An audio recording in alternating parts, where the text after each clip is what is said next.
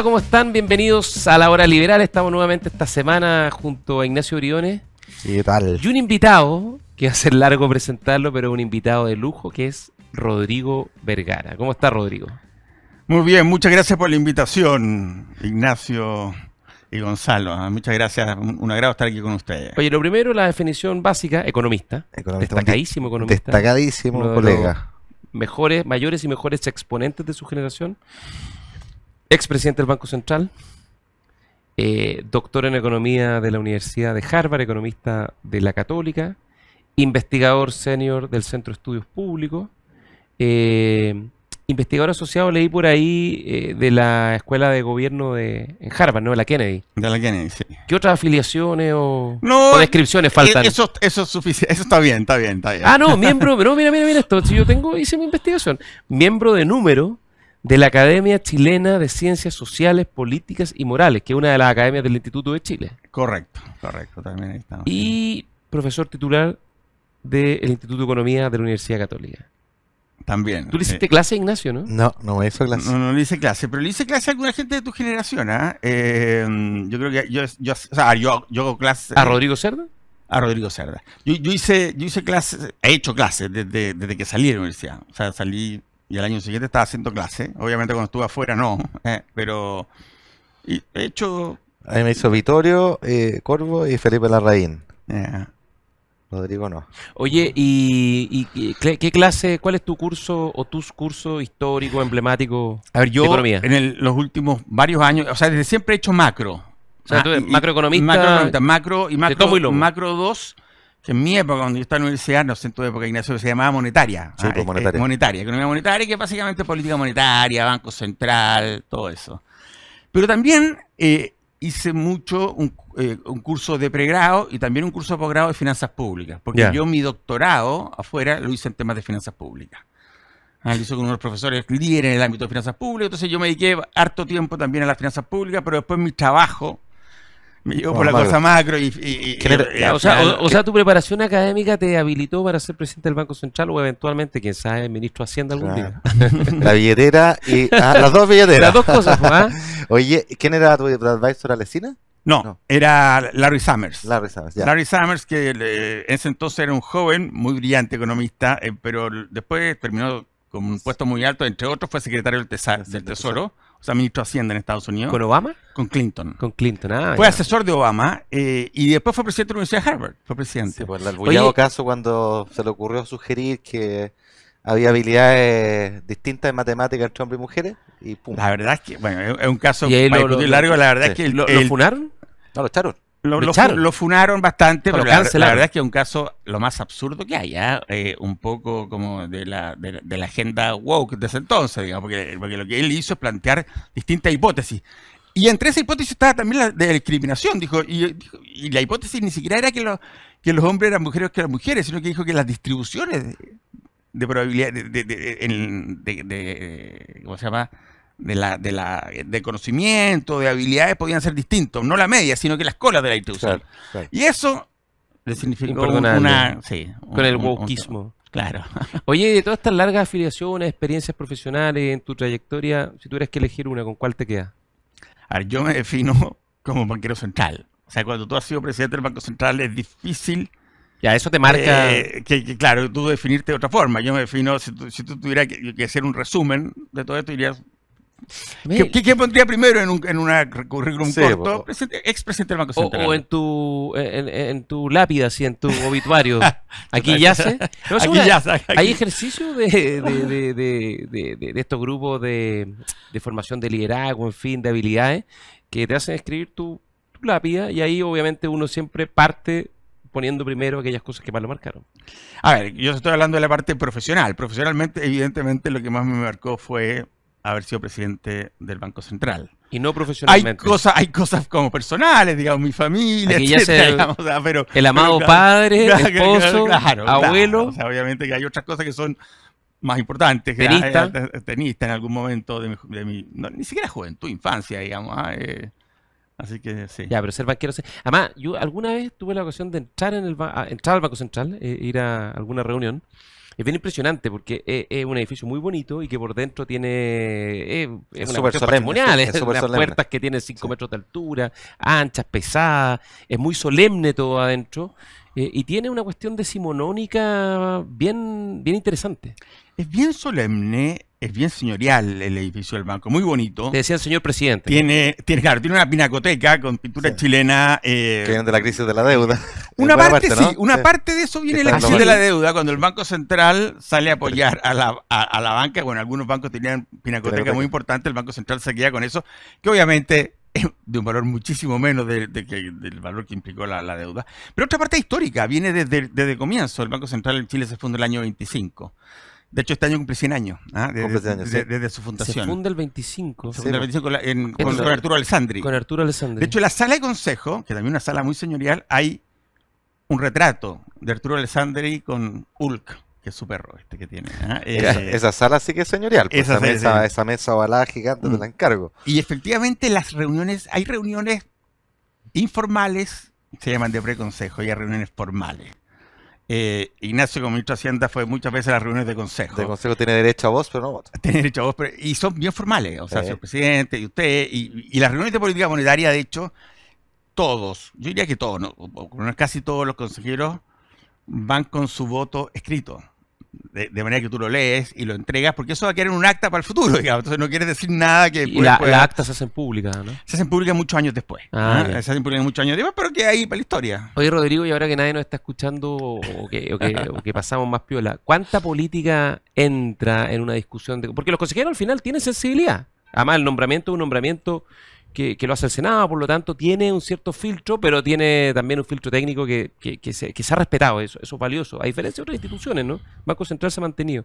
¿Cuánta técnica y cuánta política, si uno lo pudiese porcentualmente... Política en el buen sentido, ni siquiera... Yo te diría que en el términos del funcionamiento del banco es básicamente técnico.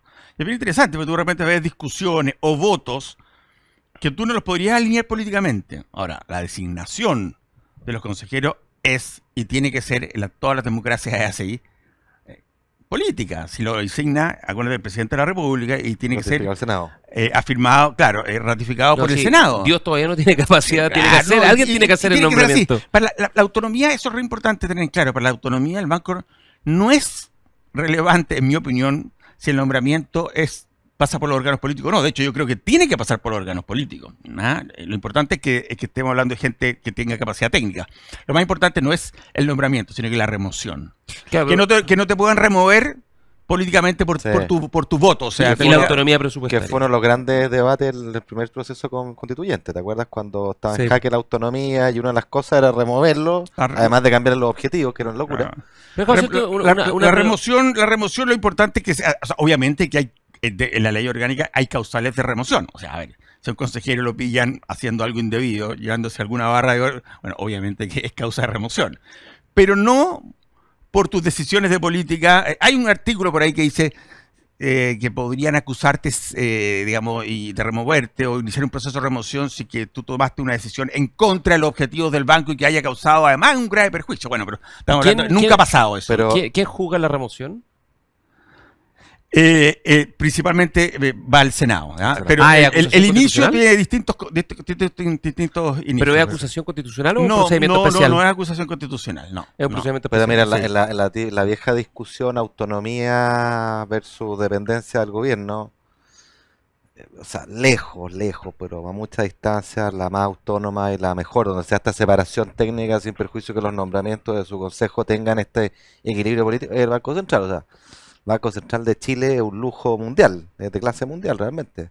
Oye, y en ese sentido yo te digo que las discusiones, por lo menos lo que me tocó a mí, yo estuve 2 periodos en el Banco Central, porque también estuve antes. Como consejero. Estuve como consejero, sí, pero eso fue un mismo periodo. Estuviste en el equipo técnico. Estuve en el equipo técnico. ¿Fuiste jefe de estudio? De estudio, y son discusiones técnicas, de repente muy técnicas, súper técnicas, digamos, Pero eso pasa en general en todos los bancos centrales autónomos. A mí me toca ir mucho a Basilea, en Suiza, donde se juntan los principales bancos centrales del mundo. La gran mayoría son autónomos. Y la verdad es que si tú fueras allá, te sorprendería lo técnicas que son las reuniones. Se habla de cosas que son como de frontera técnica. Oye, pero déjame hacerte una pregunta, porque a mí me salta inmediatamente la comparación, porque esto de los diseños institucionales es súper relevante para el funcionamiento de la política en general, no solo la economía en Chile. El Banco Central tiene un sistema de nombramiento que finalmente el presidente propone y el Senado el que zanja por mayoría de 2/3. No, mayoría simple en el caso del Banco Central. Ah, entonces es más notable el equilibrio que se ha logrado. Sí. Ya, porque... Y van traslapados del ciclo, además. Claro, Tiene entonces varias- esa es mi pregunta, porque uno lo compara con el Tribunal Constitucional, Sí. que es muy importante, y el Tribunal Constitucional uno puede anticipar con una probabilidad de un 90-95% cómo van a votar Sí. en función de las preferencias políticas de los integrantes del tribunal. Así es. Por lo tanto, es muy poca deliberación.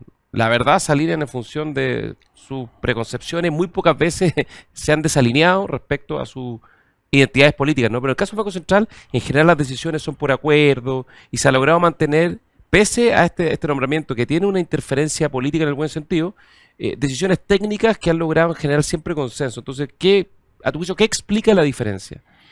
A ver, varias cosas. Y tú tienes razón, en general, gran parte de las decisiones son ni siquiera unánime. Se llega a algún tipo de acuerdo y de repente hay discrepancia también, lo que no es malo.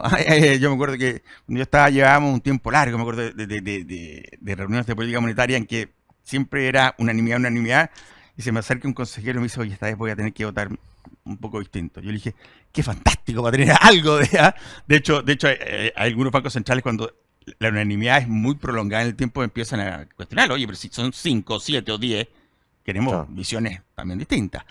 Ahora, yo diría que sí, hay instituciones que no han logrado mantener esa independencia o ese mandato técnico, esa autonomía realmente, por diversas cosas. Yo creo que una cosa importante, que a Ignacio me va a entender, porque tuvimos recientemente un tema sobre el cual, digamos, lo mencionamos bastante, es la forma de nombramiento. En el Banco Central se nombra un consejero cada 2 años. Claro. Entonces la pregunta es, bueno, ¿pero hay cuotos políticos? Sí. O sea, de hecho, en general han sido 3 de la centro izquierda y 2 de la centro derecha. Más o menos así ha sido, puede cambiar en el futuro eso, pero más o menos dependiendo de quién tiene mayoría en el Senado. Eso ha sido un poquito. Entonces, esa parte a mí no me importa, pero lo importante es que hacer de a uno, el que nombra, de alguna forma se siente con la obligación de nombrar a alguien que sea técnicamente muy competente. Sí. De manera de que el otro lado se lo apruebe. La mayor parte de los nombramientos, de hecho, las votaciones del Senado han sido por unanimidad o cerca de unanimidad. Tú te mencionabas el Tribunal Constitucional. El Tribunal Constitucional se nombra, corrígeme si estoy equivocado, de a 2. Sí. De a 2. Entonces pasa un poco uno tuyo, uno mío, yo no te molesto a ti, tú no me molestas a mí, y entonces de alguna forma el filtro de la calidad de repente va quedando un poquito rezagado. Lo digo porque hace poco, cuando se aprobó la reforma de pensiones, se aprobó este consejo del FAP, ¿cierto? Sí. Inicialmente en el proyecto estaba que si era nombre de a 2. Y algunos saltaban y dijimos, no, por favor, hágalo de a 1. Pero con un quórum alto, ¿no? El quórum creo que era más alto, creo que son 2 pero tercios. Yo tengo era emular exactamente el nombramiento del Banco Central. Claro, pero es que yo tengo la impresión de lo que puede haber pasado. Esto es una especulación, no tengo información.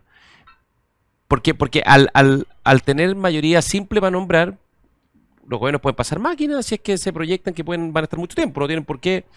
Pero como esto pasaba por el Senado, probablemente en la época en que la concertación no tenía mayoría, se obligó a negociar. Y eso fue generando, digamos, un acuerdo no escrito de un cierto equilibrio. Pero en el caso del Banco Central pasan otras cosas interesantes, que tienen que ver con la génesis también, junto con los incentivos de nombramiento, que el Banco Central muy rápidamente validó sus resultados, la calidad de su trabajo, lo cual le maximizó el valor a la calidad técnica. O sea, ese es un requisito para el resultado. Sí. Control de la inflación, digamos, es un lujo en Chile. O sea, extraordinario el Banco Central. Desde hace mucho rato, no era tema, hasta que se nos apareció. Y la segunda cuestión... Perdón, la gente que es más joven no recuerda que en los 90 teníamos inflación de ¿cuánto? ¿20% anual? Cuando el Banco Central se hace autónomo, que es diciembre del 89, ¿no? Con 30. La inflación era 30. El año 90, el primer año de la autonomía, la inflación llegó a 27, va a ser más preciso. Sí.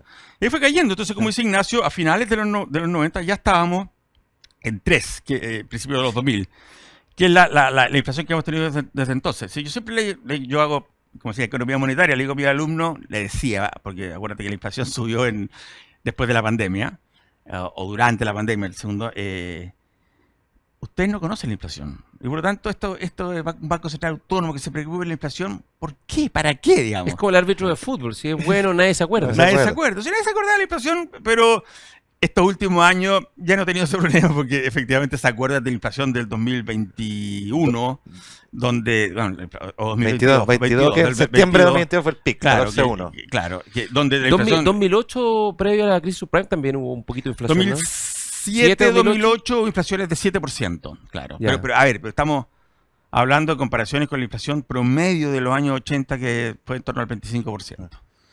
Y lo otro que te pasa del Banco Central, que es como un equilibrio que se autoalimenta, se retroalimenta, porque cuando la institución es prestigiosa, porque cumple con los resultados, porque la gente que hay es técnica, tú ponías que es técnico porque además hay un tema de prestigio, la persona no puede llegar a hacer chantería. Una institución depreciada como el Tribunal Constitucional, tú no tienes a los mejores, les da un poquito lo mismo. No tiene ese efecto reputacional que uno ve todos los consejeros de la historia del Banco Central, todos de primera. Sí. Oye, por acá es más malo, más bien, pero... Y nos tenemos que ir a un corte, pero te quería, para cerrar este capítulo Banco Central, que está ligado a tu biografía. Como tú dices, poca gente estuvo tanto tiempo, tanto en el equipo interno, después como consejero y pues, posteriormente presidente. Pero si pudiéramos explicar en 20 segundos por qué es importante el rol del Banco Central y el control de la inflación. ¿Cuál es el valor que tiene eso?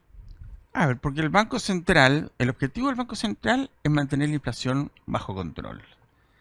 ¿Y por qué es importante mantener la inflación bajo control? Porque la inflación es un impuesto y es un impuesto regresivo, afecta más a los más pobres. Y además, porque produce distorsiones importantes en la economía. ¿Ok? Entonces, una institución que sea autónoma, que no esté sujeta al ciclo político, que esté dispuesta a la lucha contra la inflación, es muy importante. Cuando la institución no es autónoma, tiene muchos incentivos a ir con el ciclo político. Hay una elección, bueno, entonces inflemos la economía, que haya inflación. Argentina. Claro, y todo el mundo finalmente espera inflación más alta, y va a haber inflación más alta. ¿Y quiénes van a sufrir? Bueno, básicamente los ciudadanos, y particularmente los ciudadanos de menores que ven ingresos. como sus billetes se evaporan. Que ven como los billetes se evaporan, que el billete te vale algo y después al periodo siguiente te vale menos, y eso es un impuesto que afecta más a los más pobres porque son quienes tienen más directamente su ingreso en billetes. Claro. Si la gente de mayores recursos se protege de eso. Claro.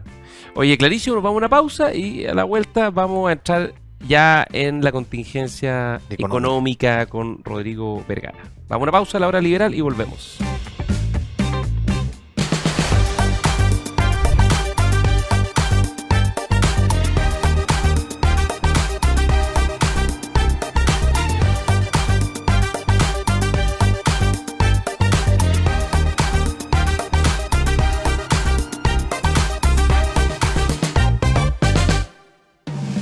Estamos de regreso en la hora liberal por Agricultura TV, junto a Ignacio Bridones, con un tremendo economista, además una persona con mucha influencia pública, porque estamos con Rodrigo Vergara, expresidente del Banco Central, economista.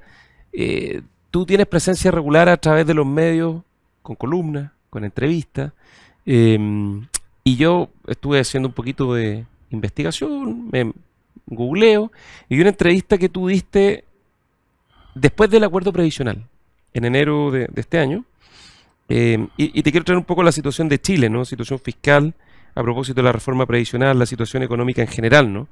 Y te quiero citar algunas frases que tú dijiste, y me gustaría si pudiésemos profundizar en ellas, ¿no? Primero hiciste una valoración de la reforma, y te cito, dice así: valoro la reforma, comillas, porque...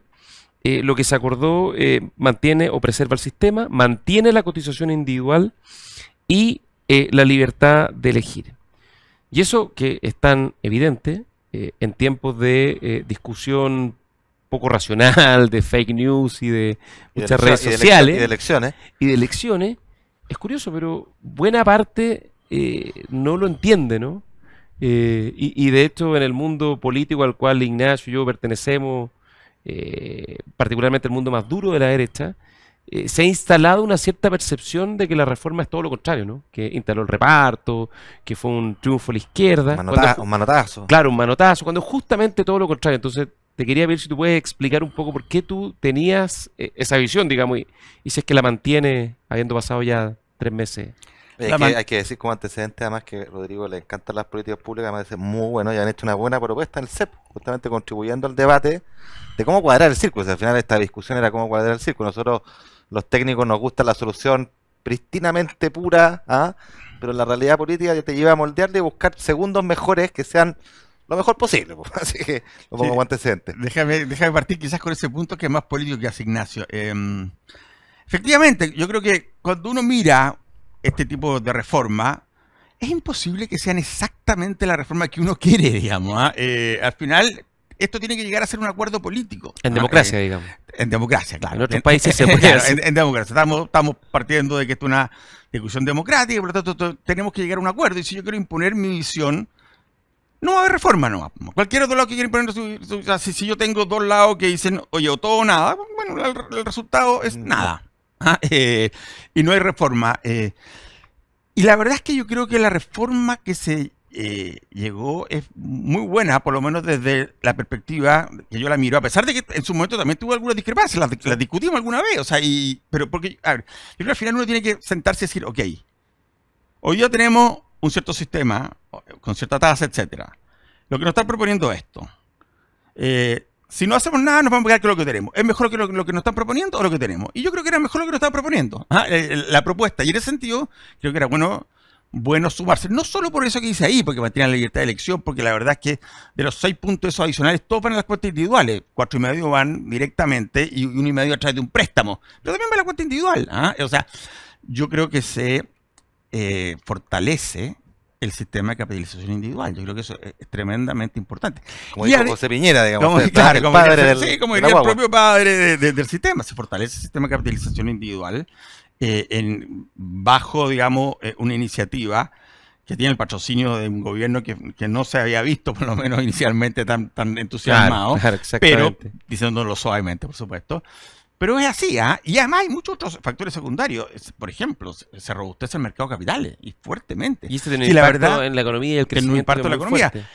La verdad es que con el cambio demográfico que estamos teniendo, que es brutal, de hecho han salido algunas cifras. Sí, ha sido tema de discusión. Ha sido tema de brutal. El 2026 leía que van a haber más fallecimientos que nacimientos en Chile. Imagínate, una tasa de cotización del 10%, que también tiene su problema, o sea, digamos, claro. Era necesario aumentar a 16%. Lo que te digo que un aumento de 16 también tiene sus problemas en informalidad, pero la verdad es que sumando y restando, como decía al final, teníamos que hacerlo. Chile tenía que hacerlo hace bastante tiempo. Ojalá que hubiera habido más cosas. Yo, por ejemplo, soy muy partidario del aumento de la edad de jubilación. Ahora, lo interesante de todo esto, tú dices la discusión política que hubo en su momento, lo que yo he visto con el paso de las semanas, o meses, porque ya llevamos muy poco, es que yo diría que cada vez veo más y más gente entusiasmada con la reforma. O sea, yo, por ejemplo, tú ves la prensa y ves el mundo de la derecha, el mundo empresarial, mucho que fue crítico en algún momento. Un seminario en la semana. Un seminario en el cual mucha alabanza a la reforma. Se decía, claro, que es el gran cambio que ha habido en Chile en los últimos 15 años, digamos. O sea, la verdad es que yo creo que con el tiempo se ha ido valorando más. Y está todo el tema también del acuerdo. Un acuerdo un acuerdo per se. O sea, si es malo, no lo queremos, pero en los acuerdos en un sistema político que está tan complejo, con 60 precandidatos a la presidencia. Es una buena señal. Oye, y uno lo habla, tú te toca también hablar con gente afuera y entrega la señal de que, oye, pese a todo, y aunque se demoren, son capaces todavía de acordar ciertas cosas grandes. Y eso da optimismo respecto a que los cambios grandes que hay que hacer, sobre todo de cara al crecimiento, también se puedan acordar. No es fácil, no automático, pero es posible, es patria, digamos. A mí me toca hablar mucho, de hecho, con inversionistas extranjeros. ¿Cuál es la visión de esta reforma? No, es positiva, definitivamente positiva. O sea, Chile logró un acuerdo político muy mayoritario. Se aumenta la tasa de cotización, que se necesita aumentar la tasa de cotización. Se sostiene el sistema de capitalización individual. No, yo creo que es muy positiva. Y de hecho, de alguna forma los mercados así lo tomaron. Los mercados así lo tomaron. Todos vemos que la bolsa chilena, qué sé yo, está volando, sí, o sea, la verdad es que el peso, o sea, hay muchos factores, no quiero decir que sea lo único, pero sí creo que es uno de los elementos. Ahora, te agrego otra cosa, que también es positivo, y así lo leen los mercados. Si bien tiene un desafío fiscal, porque la reforma cuesta 1 punto el PIB, que no es poca cosa, y que básicamente uno dice, si priorizamos pensiones, dada la misma billetera, vamos a tener que bajarle la prioridad a otras cosas, esa es la firme. Pero un tema abordable, no hacer la reforma era una bomba de tiempo fiscal, o sea, como dijo el Consejo Fiscal Autónomo, el pasivo fiscal que podía estar engendrando es gigantesco, gigantesco, de otro orden de magnitud.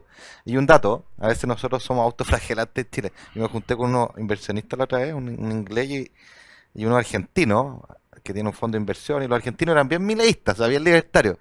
Y me decían, che, ¿cómo lograron esto? ¿Cómo lograron esto? Oye, si igual hay un punto de reparto. Uno de 17 me dice, dame la receta. Claro. Entonces acá algunos se pasan de extremo, así como que es todo Claro, nada, no, y como dice Rodrigo, en el todo nada es nada. Pero como Ya. ustedes son técnicos y yo tal vez seré político, el problema entonces más que técnico es político. O sea, en el Sí. fondo probablemente lo que le pasó a algunos es que se acomplejaron, básicamente, frente a la crítica destemplada, pero no necesariamente cierto, racional, y no se defendió con suficiente fuerza estos principios, de la capitalización individual, de la libertad de elegir, Pero de la espérate, propiedad de los fondos. pero Gonzalo, la solución fue política, porque esta fue una solución que Pero se firmó el acuerdo y se hizo, digamos, en el Congreso.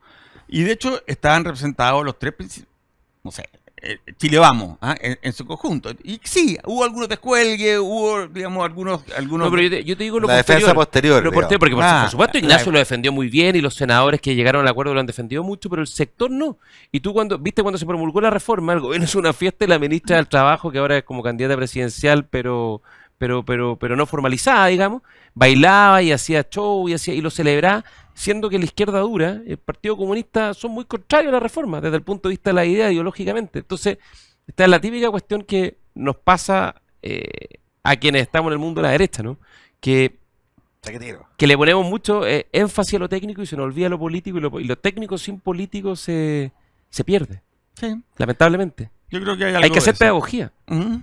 Hay que hacer pedagogía. Ahora, perdón, yo sí, hay dos cosas que tú mencionaste, pusiste dos sombras, ¿no es cierto? Fuese un paisaje, esto una luz que tiene dos nubes negras importantes, que no están lejos, están relativamente cerca. Uno, tú mencionaste la preocupación por el tema fiscal, o sea, la reforma pone presión fiscal y ya la situación fiscal de Chile es una situación que se ha venido debilitando. Y lo otro, crecimiento. Tú dijiste, de hecho dijiste, Chile tiene un problema grande de crecimiento. Por supuesto, y de hecho ambos están relacionados. Si no tuviéramos el problema de crecimiento, probablemente no tendríamos mucho menor el problema fiscal, ¿cierto? Al final lo que lleva recursos a la arca fiscal, lo principal es el crecimiento económico. Eso se ha mostrado muchas veces, ¿ah? Entonces, sí, y la reforma tiene un desafío fiscal, ¿ah? O sea, digamos, genera pasivo a futuro, genera gasto a futuro la reforma de pensiones, que tienen que ser financiados, ¿ah? Y tenemos un problema de crecimiento. Hoy día todavía ese desafío no está financiado. Ese desafío, a ver, es que depende. El gasto es cierto y el ingreso es incierto. Ese es el problema. Claro, o sea, Ya, pero ¿cuál es la fuente? Si si uno tú le mira el preguntas al informe gobierno, fiscal, ¿cuál es la fuente de si tú le preguntas al financiamiento? gobierno, dice que sí está financiado porque la recaudación Tributario. tributaria va a aumentar, o la recaudación fiscal en general va a aumentar muy fuertemente en los próximos años y particularmente este año. Por el proyecto de ley de cumplimiento tributario. Por el proyecto de ley de cumplimiento tributario, principalmente. Los que hemos visto lo que ha pasado con otros proyectos de cumplimiento tributario en el pasado, somos escépticos respecto a la capacidad de... Ojalá que no equivoquemos, ojalá que no equivoquemos y ¿quién puede estar a favor de la evasión? Nadie. Entonces nosotros estamos... O sea, ojalá que se recaude, que disminuya la evasión, porque, te insisto, nadie puede estar a favor de la evasión. La evasión produce un montón de problemas, es súper inequitativa, produce ineficiencias. Ya, pero en el fondo tu Entonces, duda es que las proyecciones de ingresos pueden estar... son Ya. optimistas. Yo no... A ver, yo Y los a esta altura de mi gastos- vida ya aprendí a decir que es difícil. O sea, uno tiene que tener mucho cuidado con decir que las cosas son imposibles. De partida hace poco. O sea, no es que sea imposible lograrla, pero está dentro de la parte optimista. Como diría Nicolás Mazú, hablando de nada es imposible. Está dentro de la parte optimista, quizás muy optimista. Entonces, la verdad es que es posible que se requieran ajustes adicionales. De hecho, en esa sesión del Senado, en la cual me invitaron a hablar sobre esta reforma, una de las cosas que yo planteé, yo creo que se requiere un ajuste fiscal ya, ahora. Y cuando decía ya ahora, decía el primer trimestre, y la verdad es que quedan bien pocos días. Oye, y a los dos que son economistas y expertos en finanzas públicas, el gobierno habla de 5.000, 6.000 millones de ajuste que habría que ser. No, el gobierno habla Consejo Fiscal Autónomo. Perdón, el Consejo Fiscal. Sí. Consejo Fiscal Autónomo. Pero Evelyn Matei y su equipo de asesores economistas han hablado de 10.000, 12.000. No, dijo 6.000. Dijo 6.000. Dijo 6.000. ¿Cuál es ¿cuánto hay que apretarse el cinturón? Están basados en a ver, yo diría que los dos están bastante cuadrados. Necesito que hablan de 6.000. Que bastante. El gobierno habla de 1.500. Mira, la verdad es que ahí hay una diferencia. Yo no sé si tú, Ignacio, lo has visto bien, pero los 6.000 que dice el Consejo, yo entiendo que son la suma de los ajustes de cada año, o sea, son 1.500 por año. Es el 1.500. El área bajo la curva. Yo tengo la sensación de que lo que se va a requerir probablemente es algo más que eso. Yo estoy de acuerdo con Rodrigo. De hecho, el 1.500, 0,4 del PIB no te da para converger a equilibrio estructural en 4 años. ¿Esto en 4 años? ¿De aquí a 4 años? El próximo gobierno, claro, el 2000... Ya, o sea que al próximo gobierno para cuadrar la caja le faltan 6.000 o algo más. Es que depende de tu objetivo. O sea, con 1.500, con los 6.000, la suma de 1.500 en 4 años, 6.000, no convergía al equilibrio estructural. Oye, ¿y el cobre a 5 dólares no será...? No, porque eso te ahorra. Pues, si acuérdate que el estructural, uno toma los ingresos estructurales, entonces toma el precio a largo plazo, el cobre, lo que está por arriba va adentro, se ahorra. Sí, pero lo más probable es que si el cobre sigue... Si sigue alto va a subir estos niveles va a subir el precio estructural. Ahora, está bien complicado interpretar lo que está pasando en el mercado del cobre, pero después si querés hablamos de eso, pero no es claro que se vaya a mantener o sea, hoy día los extra probablemente, como dice Ignacio, tendrían que ahorrarse. Pero yo además soy un gran partidario, o sea, una es cuadrar el fisco, bajar el déficit del año pasado fue 3%, el gobierno en el presupuesto por lo menos dijo que iba a ir a 1, yo creo que es muy difícil, pero supongamos que vaya a 2, por lo menos llevarlo a 1, no sé, o sea, que vaya en una dirección decreciente.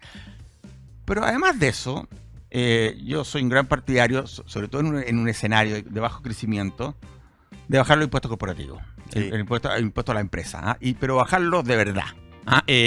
Y más aún, puede ser bajarlo agresivamente. Ya, vamos a ir a una pausa y vamos a volver con esto. Eso es lo que pusimos en la Comisión Marfanta. Sí, hay toda una discusión ahora a propósito que el ministro Marcelo ofreció bajar impuestos a cambio de algunos acuerdos y Chile Vamos de un portazo. Pero vamos a una pausa y vamos a volver con Rodrigo Vergara y Ignacio Briones, ciertamente, en la discusión de cómo empujamos nuestra economía.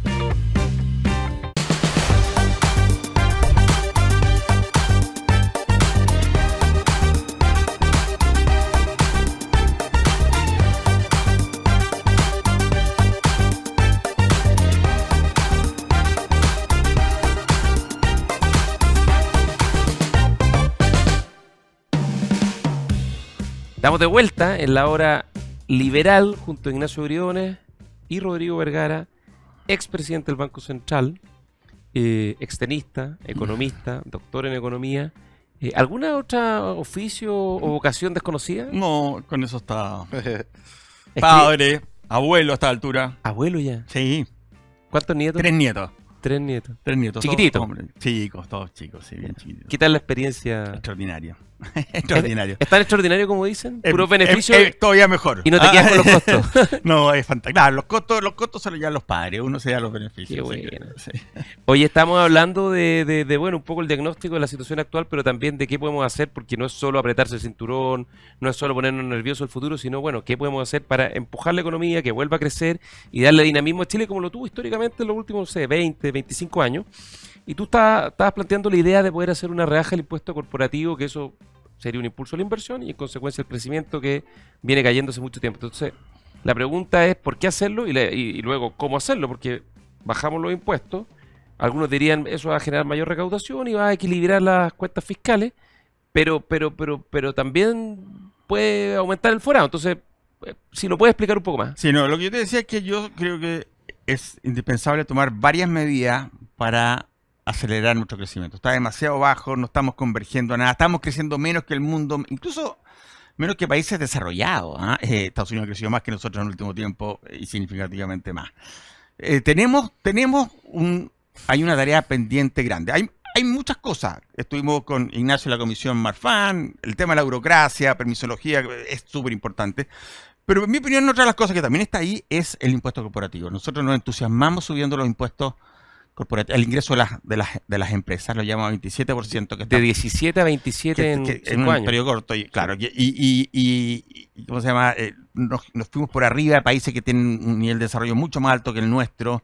De hecho, Chile ahí está también, digamos, de los pocos, o el único país que subió y subió tan significativamente su impuesto. Y ahí hay algunos cálculos respecto a qué ha significado en términos de producto. Y se hablaba, corrígeme usted, que 8 puntos porcentuales, ¿cierto? Sí.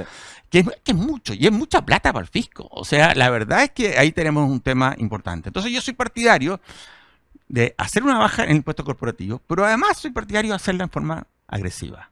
No irme a 2 puntos, como dice el no, hacerlo fuerte. ¿Transitorio o permanente? No, permanente, hacerlo fuerte. ¿Y qué ir fuerte? ¿De 27 a cuánto? De 27 a 20 o 18, como dice Batey, pero una baja significativa, que tenga un impacto, porque además esta cosa, como diría Keynes, los espíritus animales funciona, digamos, una vez que uno tira un impulso, eso se produce y produce más actividad. Ahora, tengamos claro, yo no soy de los que cree que estamos...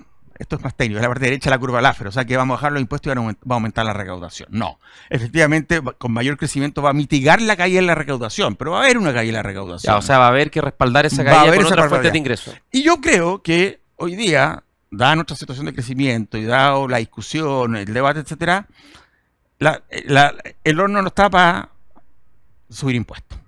Exacto. Y por lo tanto, lo que hay que hacer es ajustar más el gasto. Y luego, el ajuste previo que habíamos hablado no es suficiente, porque hay dos cosas que son dos objetivos aquí. Uno lo puede poner en uno, pero bajar el impuesto a las empresas. Uno puede encontrar algún impuesto por allá distorsionador, qué sé yo, pero en general yo soy partidario de hacerlo eso y junto con eso un ajuste del gasto para financiar esto. Una baja de 27% del impuesto corporativo a 20, supongamos. Estamos hablando de cuánto. Estamos hablando de aproximadamente un 1% del PIB. Son es harta plata. 3.000 millones de dólares. Un poquito más de 3.000 millones. Sí. Claro, 7 puntos, sí, un punto de PIB y en términos netos, cuando uno le da ya, o sea, el ajuste ya no va a ser 6.000, va a ser 9.000. Pero espérate, es que esto es importante, porque el efecto directo, primera vuelta, son un punto del PIB. El efecto de segunda vuelta, pues esto aumenta la inversión y por lo tanto aumenta la ya, claro. Es 0,6 del PIB. Entonces es un número grande, pero no es inabordable. Yo creo que ese es el punto, porque si estuviéramos hablando de 3 puntos del PIB, no es creíble nomás, ¿sí? Pero 0,6, efectivamente hay espacio para acomodarlo, creo yo. Y por eso yo concuerdo con Rodrigo que una baja agresiva, yo no sé si es de 27 a 20, pero al menos que tenga 2 tramos, con un horizonte claro en un gobierno, compensada naturalmente, y estoy de acuerdo que no está el horno para hoyo para subir impuestos, pero yo creo que sí está el horno para hoyo. Impuestos a las personas, digamos, el impuesto que o sea, yo creo que lo que... mira, hay dos cosas. Una, esto lo lideró Rodrigo, una comisión cuando yo era ministro, hizo una gran pega. Todavía hay espacio para sacar exenciones. No digo que es lavar la plata, pero podéis encontrar la mitad de los 0,6 que necesitamos. Podéis apretar el gasto, eficientarlo sin ninguna duda, eso hay que hacerlo sí o sí. Y lo otro que es el elefante en la cristalería, que nunca lo hemos abordado, es cómo ir ampliando poquito a poquito la base del impuesto a las personas. No hay almuerzo gratis en esta lecera. Y esa es la ecuación. Oye, para que la gente tenga una idea, en Chile más o menos los impuestos personales los debe pagar 18 o 20% de las personas. Aproximadamente. Es decir, el 80% no paga, cuando en los países desarrollados es más o menos al revés, o es mucho más balanceada esa composición. Es más o menos al revés, el 80% paga, más o menos. Claro. Pero políticamente es muy costoso. Políticamente es costoso, uno tiene que pensar cómo hacerlo, si lo hace y hacerlo bien, digamos. Ahora, yo la verdad es que hoy día yo le veo muy poca viabilidad a lo que está proponiendo el ministro. Además que año político, o sea, estamos a puertas de... ¿Bajar impuestos a cambio de...? No, a cambio de subir, o sea, la parte de alza y de desintegrar más. Y desintegrar, o sea, no creo, la verdad es que no creo que vaya a llegar a ningún acuerdo, creo que bueno, siempre uno se puede equivocar aquí, pero lo veo bien difícil. Concuerdo. Muy difícil va a llegar a un acuerdo. O sea, hoy día tenemos que pensar, yo creo que lo principal de la compensación va a tener que venir vía gasto. Tenemos que hacerlo más eficiente y creo que sí se puede hacer. Creo que además es bien interesante, pero el mundo pasa por ciclos de ideas, digamos, y hoy día hay un ciclo... Hay un clima más propicio. Esa es la palabra que está buscando, gracias. Hay un clima propicio a bajar gasto, a hacer más eficiente el gasto. O sea, la gente ve que aumenta el gasto y que no le mejora la salud, que siguen las colas, que la educación, etcétera, que la seguridad no mejora. Entonces dice, bueno, a ver, si aquí hay espacio, usémoslo. Entonces yo creo que hay que aprovechar ese clima. Y ese clima, bueno, tiene digamos, su ejemplo más claro, que pueden ser, digamos, excesivos en algunos casos, pueden no gustarnos, no sé, digamos, el caso Milei en Argentina y el caso Trump con Elon Musk en Estados Unidos. Yo creo que más allá de las preferencias individuales, uno tiene que ver esto como una oportunidad, oportunidad porque se ha generado este clima de hacer más eficiente el Estado. Oye, pero ahí te pongo dos cosas. Uno, Rodrigo le tocó como economista senior del CEP, invitó a Federico Sturzenegger, el ministro. Eso es lo que quería que comentara. El ministro, que le dicen de la motosierra, que en realidad no es tanto de la motosierra, él es de regulación. La motosierra tiene que ver más con el gasto fiscal. Y es muy interesante la experiencia que contó. También estaba que también fue banquero central. Sí, claro, son muy amigos, son amigos. Por eso, bueno, y él hacía eso. Yo quiero decir esto, que partió su presentación diciendo: yo no les vengo a dar consejo a ustedes, porque mucho de lo que nosotros hemos hecho ustedes lo tienen resuelto hace rato, o sea, para entender los puntos de partida. Y en materia de recorte de gasto, consecuencia, yo estoy súper de acuerdo con Rodrigo. Uno tiene que ser más ambicioso y recordar siempre que la plata del Estado no la fabrica el Estado, viene de las personas, entonces uno tiene el deber de gastarla bien. Pero también hay que ser cuidadoso con no vender falsas ilusiones. O sea, 5 puntos del PIB que hizo Milei es imposible en Chile. Acá hay mucha gente que dice, no, que vamos a eliminar toda la grasa y vamos a eliminar... Pregunta, ¿Milei ha rebajado 5 puntos del PIB por 5 en gasto? puntos, sí. ¿O esa es la meta? No, ya lo hizo. ¿Ya? Pero en Chile yo habiendo sido ahora la base es gigante. Oye, yo habiendo sido ministro y le metí harto a esto, porque para mí era una obsesión. ¿Tú puedes recortar un punto del PIB? Sí. Si queréis ir más lejos, tenéis que hacer cosas que son más difíciles. Por ejemplo, se dice lo de cerrar los programas mal evaluados. Tenemos 700 programas en Chile. El 60% de los programas, bueno, 400 tienen un presupuesto menos de 5 millones de dólares. Si los cerrarais todos, juntáis 600 millones 0,15 del producto, una baja de un punto del impuesto corporativo, ¿ya? Ir a cerrar 400 programas te lo encargo en el Congreso, pero aún si pudiera, te encuentras con la siguiente dificultad, que es que los programas más evaluados típicamente son aquellos en que el grueso de la plata queda en sueldo y no llega a las personas. Entonces, si yo cierro un programa pero no puedo sacar a nadie de ese programa, no me ahorre ni un mango. Y eso te lleva entonces a la reforma del estatuto administrativo, que para mí es la reforma del Estado. Y entonces esta cosa...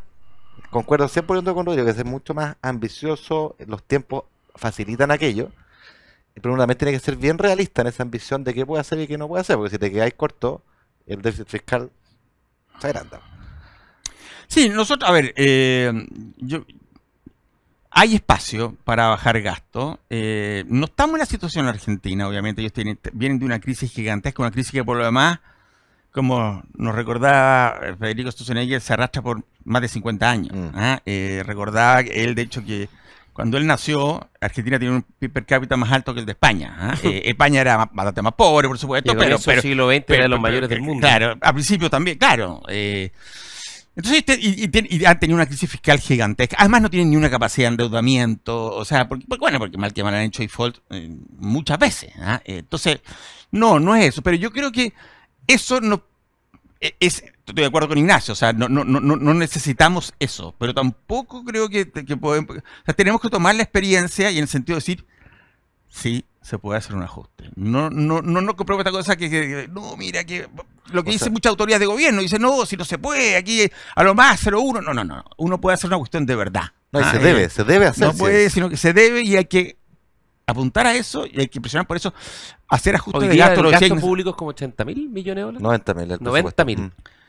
Como decía Ignacio, cuando uno frena un programa siempre va a haber personas que van a estar afectadas. Es natural, digamos. Y muchos de esos son gente que simplemente se llega al sueldo y la plata que se gasta no llega al... Déjame decirte una cosa. Los primeros opositores van a ser tus parlamentarios. Probablemente. Oye, digamos, pero hay que hacerlo, digamos. Yo creo que hay que aprovechar el momento. Hay que aprovechar el momento está ahí, hay que tomarlo y hay que tomarlo rápido y en forma bastante... Ahora, la única forma de hacerlo es la discusión de la ley de presupuesto. Exacto, te voy a decir eso porque la otra cosa que es importante tener a la vista es que en Chile más o menos como el 90% del presupuesto está definido por ley.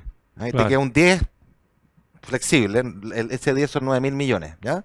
Eso más o menos son 2,5 puntos del PIB. O sea, lo que quiero decir, si uno llevara ceros aparte de libre disposición, es un ajuste de 2,5. Llevarlo a cero naturalmente imposible, pero parece que es una tarea difícil. Y si uno quiere entrar a picar con el otro 90, hay que ir a cambiar la ley. Y eso hay que ir al Congreso, y eso requiere acuerdo político, ¿te fijas? Entonces, salvo que vayáis con la ley de presupuesto, que claro, ahí el Ejecutivo tiene margen de maniobra por la forma en que se tramita la ley de presupuesto. O sea, más que claro, hay que pensarlo así. O sea, en la ley de presupuesto es probablemente no está la mejor. Gracias a la Guerra Civil de 1891 en Chile, la ley de presupuesto, si el Congreso no la aprueba, rige la propuesta del Ejecutivo. Que nunca se ha hecho, en todo caso. No, la vez pasada que se hizo, hubo guerra civil.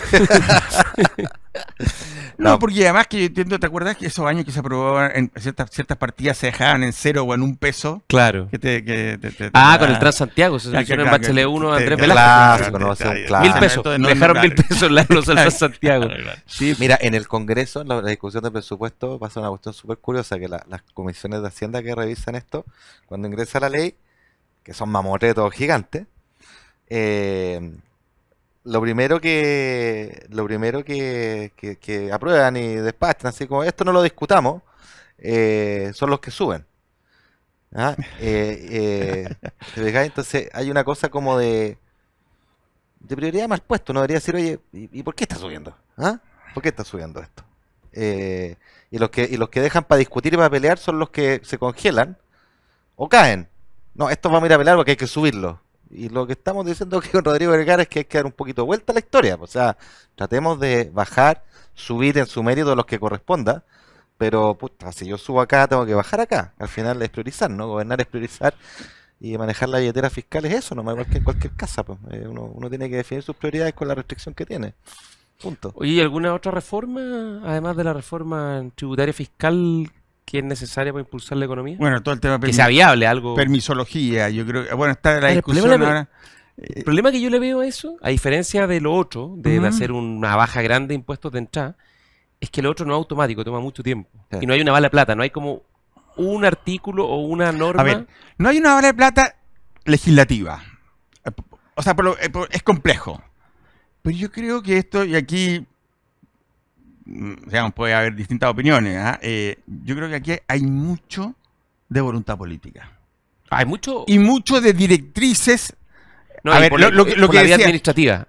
Muchas de la normativa es administrativa. Sí, pero o sea, la mayor parte de estos proyectos finalmente se terminan parados en instancias de segundo nivel. Sí. Por personas que probablemente o no se atreven o simplemente no quieren, digamos, que sé yo, y paran proyectos importantes.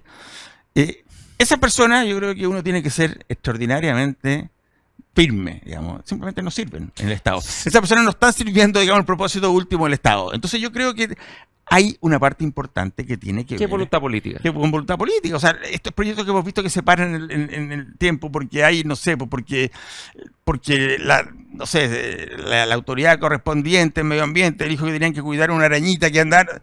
No, pues ese tipo de cosas yo creo que... Y hay algo que sí se puede hacer, que es aquello que la gente no conoce mucho, que es la potestad reglamentaria.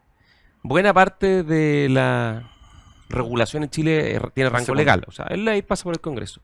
Pero la mayor parte de estas cosas no están en la ley. Regulación secundaria. Son instructivos, decretos, reglamentos que lo firma el presidente de la República o la autoridad sectorial, el ministro. Y ahí sí tú podrías hacer una... Uno puede entrar a picar. Una motosierra bien afinadita. Pero te pasa algo que dice Rodrigo, tiene toda la razón, que es como en la micro, en el área micro, a nivel local, digamos. O sea, una cosa es lo que diga la ley, pero si al leer de esa ley el funcionario se pone creativo y quiere interpretar cualquier cosa que no está en la ley, como pedirte refugio para los invertebrados y no invertebrados en el Hospital de Independencia, del cáncer, está sonado, a menos que tú generes un incentivo para que esa conducta tenga sanción. Y ahí vuelvo al tema del estatuto administrativo. Si esa persona tiene está de planta, o sea, anda a decirle la actitud que queráis y el gallo te va a decir, ¿y a mí qué? Entonces, creo que uno de los cambios es ver ahí es cómo las personas que están en permiso tienen que tener un estatuto distinto, sujeto de premio y castigo. Porque si tú te pasas de largo y te pones creativo para bloquear proyectos, bueno, eso tiene que tener una sanción, digamos. Y la otra vía es buscar la fórmula de que haya un mandato claro que, mire, usted no puede ponerse creativo porque si no está sujeto a un sumario administrativo y ahí van a hacer el apoyo de la Contraloría para que te apañe. O que haya una norma que diga, en vez de decirme cómo no hacerlo, que me diga cómo sí hacerlo, que ese es el gran problema. Tal cual. Oye, nos pilló el tiempo. Pucha. Pucho, bueno, tenemos el programa gobierno hecho, que ya. Está listo. Oye, Rodrigo, La tijera, no la motosierra. La sí, tijera con las podadoras, la como dijo Belín Matei. Oye, siempre a nuestros invitados les pedimos que nos cuenten qué están leyendo, qué series están viendo, o alguna recomendación más allá de lo profesional, que revele tus intereses e inquietudes personales. A ver, déjame darte un par de recomendaciones.